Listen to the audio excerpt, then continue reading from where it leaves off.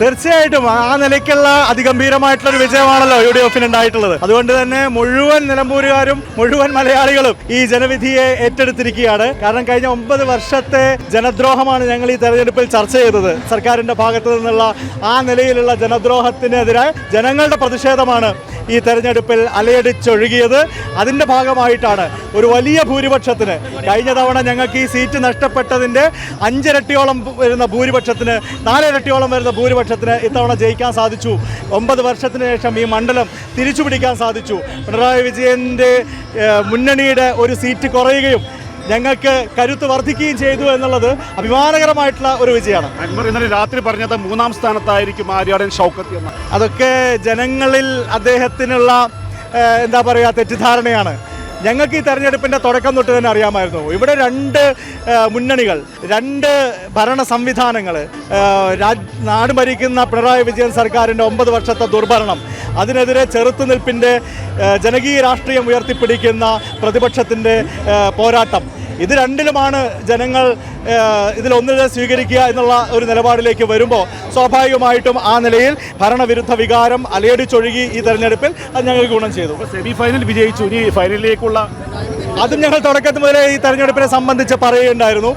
ഈ തെരഞ്ഞെടുപ്പ് അടുത്തൊരു 8-10 മാസത്തേക്കുള്ള നിലമ്പൂരിലെ MLA തിരഞ്ഞെടുക്കാനുള്ള ഒരു പ്രാദേശിക തെരഞ്ഞെടുപ്പ് എന്ന നിലയിലല്ല ഞങ്ങൾ നോക്കിക്കാണുന്നത്.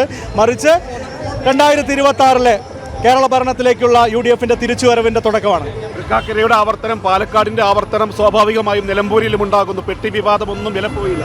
അതിനേക്കാൾ ഗംഭീരമായ വിജയമാണ്. കാരണം തൃക്കാക്കരയായാലും പാലക്കാടായാലും പുതുപ്പള്ളി ആയാലും ഞങ്ങളുടെ സിറ്റിംഗ് സീറ്റുകളായിരുന്നു. ഇവിടെ അങ്ങനെയല്ല. ഇവിടെ LDFൽ നിന്ന് UDF ഒരു സീറ്റ് തിരിച്ചു പിടിച്ചിരിക്കുകയാണ്. അപ്പോൾ UDFന്റെ മടങ്ങി വരവ് യഥാർത്ഥത്തിൽ തുടക്കം കുറിക്കപ്പെടുന്നത് നിലമ്പൂരിൽ നിന്നാണ്.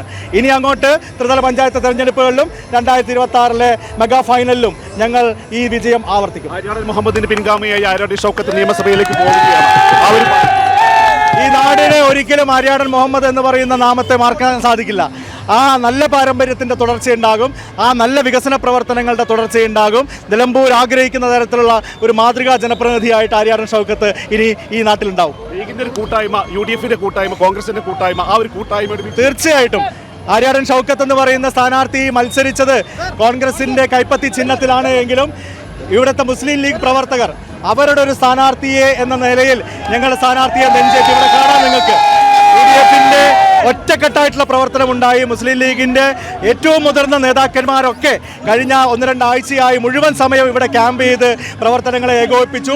ഒരു UDF അനുകൂല വോട്ട് പോലും ചോർന്നു പോകാത്ത തരത്തിലുള്ള സിസ്റ്റമാറ്റിക് ആയിട്ടുള്ള പ്രവർത്തനം കാഴ്ചവെക്കാൻ സാധിച്ചു എന്നുള്ളതുകൊണ്ടാണ് ഇത്ര വലിയ വിജയം. ഈ നഗരസഭാ പരിധിയിലടക്കം അമരമ്പലത്തടക്കം എല്ലായിടത്തും UDFന് ലീഡ് നേടാൻ സാധിച്ചു എന്നുള്ളത് ഈ വലിയ കൂട്ടായ പ്രവർത്തനത്തിൻ്റെ ഭാഗമായിട്ട് നേടിയതാണ്.